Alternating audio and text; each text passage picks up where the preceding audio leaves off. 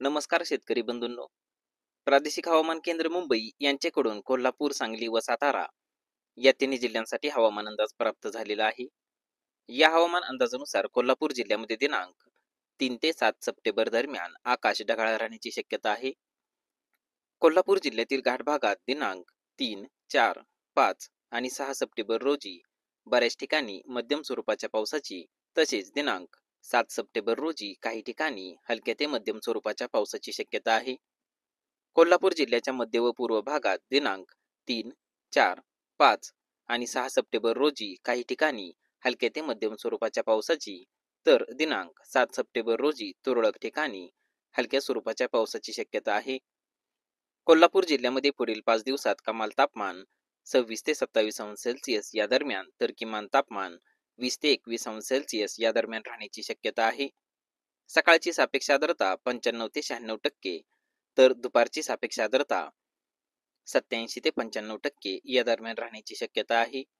वाऱ्याचा वेग ताशी 10 ते 12 किलोमीटर या दरम्यान राहण्याची शक्यता आहे. हवामान इशारा. दिनांक 2, 3 व 4 सप्टेंबर रोजी कोल्हापूर जिल्ह्यातील घाट भागासाठी ऑरेंज अलर्ट देण्यात आलेला आहे. त्या अलर्टनुसार कोल्हापूर जिल्ह्यातील घाट भागात तुरळक ठिकाणी मुसळधार ते अतिमुसळधार स्वरूपाच्या पावसाची शक्यता आहे. दिनांक 5 व 6 सप्टेंबर रोजी कोल्हापूर जिल्ह्यातील घाट भागासाठी येलो अलर्ट देण्यात आलेला आहे. त्या अलर्टनुसार कोल्हापूर जिल्ह्यातील घाट भागात तुरळक ठिकाणी मुसळधार स्वरूपाच्या पावसाची शक्यता आहे. सांगली जिल्हा. सांगली जिल्ह्यामध्ये दिनांक 3 ते 7 सप्टेंबर दरम्यान आकाश ढगाळ राहण्याची शक्यता आहे. सांगली जिल्ह्यामध्ये दिनांक 3, 6 व 7 सप्टेंबर रोजी काही ठिकाणी हलक्या स्वरूपाच्या पावसाची, तसेच दिनांक 4 व 5 सप्टेंबर रोजी काही ठिकाणी हलक्या ते मध्यम स्वरूपाच्या पावसाची शक्यता आहे. सांगली जिल्ह्यामध्ये पुढील 5 दिवसात कमाल तापमान 29 ते 30 अंश सेल्सिअस या दरम्यान, तर किमान तापमान 20 ते 21 अंश सेल्सिअस या दरम्यान राहण्याची शक्यता आहे. सकाळची सापेक्ष आर्द्रता 93 ते 95%, तर दुपारची सापेक्ष आर्द्रता 76 ते 81% या दरम्यान राहण्याची शक्यता आहे. वाऱ्याचा वेग ताशी 16 ते 17 किलोमीटर या दरम्यान राहण्याची शक्यता आहे. सातारा जिल्हा. सातारा जिल्ह्यामध्ये दिनांक 3 ते 7 सप्टेंबर दरम्यान आकाश ढगाळ राहण्याची शक्यता आहे. सातारा जिल्ह्यातील घाट भागात दिनांक 3 सप्टेंबर रोजी बऱ्याच ठिकाणी हलक्या ते मध्यम स्वरूपाच्या पावसाची, तसेच दिनांक 4, 5, 6 व 7 सप्टेंबर रोजी बऱ्याच ठिकाणी मध्यम स्वरूपाच्या पावसाची शक्यता आहे. सातारा जिल्ह्याच्या मध्य व पूर्व भागात दिनांक 3 सप्टेंबर रोजी तुरळक ठिकाणी हलक्या स्वरूपाच्या पावसाची, तर दिनांक 4, 5, 6 आणि 7 सप्टेंबर रोजी काही ठिकाणी हलक्या ते मध्यम स्वरूपाच्या पावसाची शक्यता आहे.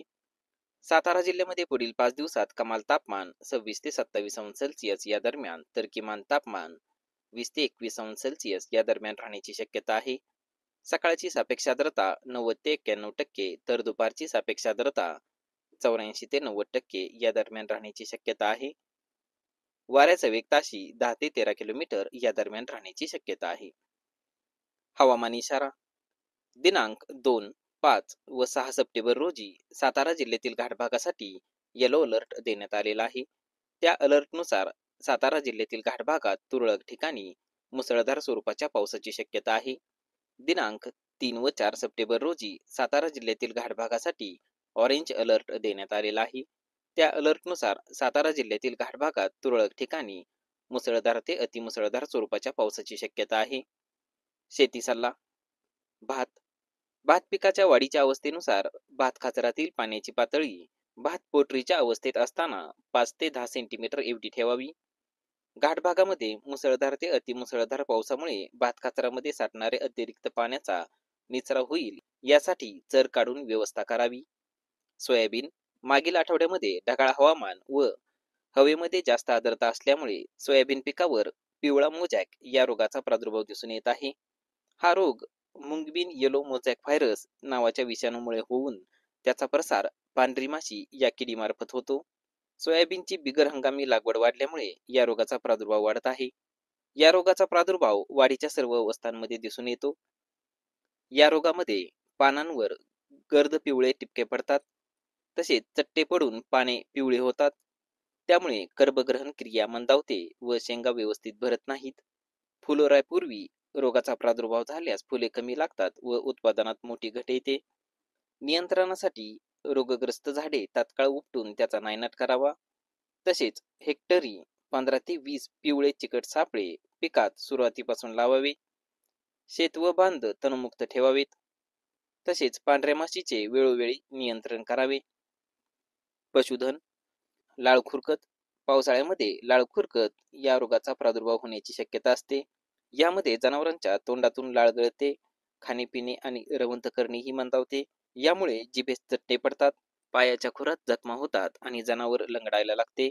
या रोगाच्या प्रतिबंधासाठी वर्षातून सप्टेंबर आणि मार्च या महिन्यांमध्ये जनावरांना तज्ज्ञ पशुवैद्यकाच्या सल्ल्याने लसीकरण करावे. कोल्हापूर व सातारा जिल्ह्याच्या घाट भागात मुसळधार ते अतिमुसळधार स्वरूपाच्या पावसाची शक्यता असल्याने घाट भागातील शेतकरी बांधवांनी स्वतःची व आपल्या पशुधनाची काळजी घ्यावी. धन्यवाद.